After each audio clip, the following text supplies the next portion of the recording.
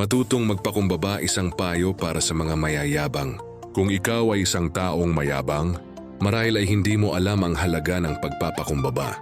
Yung pagpapakumbaba ay isang katangian na nagpapakita ng paggalang sa sarili at sa iba. Ang pagpapakumbaba ay hindi nangangahulugan ng pagiging mahina o walang tiwala sa sarili. Sa halip, ang pagpapakumbaba ay nagpapahiwatig ng pagiging bukas sa pagkatuto, pagtanggap ng mga kamalian, at pagbibigay ng karangalan sa mga taong nakatulong sa iyo.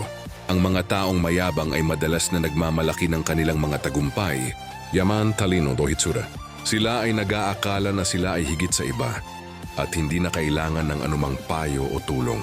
Sila ay nagmamataas at nagmamaliit sa mga taong hindi nila ka-level. Sila ay hindi marunong makisama at makipag-ugnayan sa iba ng maayos. Ang kanilang kayabangan ay maaaring magdulot ng mga sumusunod na negatibong epekto. Mawawalan sila ng mga tunay na kaibigan at kakampi.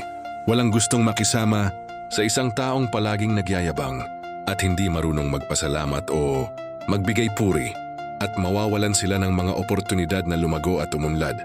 Hindi sila makakatanggap ng mga konstruktibong kritisismo o makinig sa mga mungkahi na makakatulong sa kanilang pagpapaunlad. Hindi rin sila makakadiskubre ng mga bagong ideya o kaalaman na maaaring maggamit nila sa kanilang trabaho o negosyo. At mawawalan sila ng respeto sa sarili at sa iba. Hindi nila matatanggap ang kanilang mga limitasyon o kakulangan.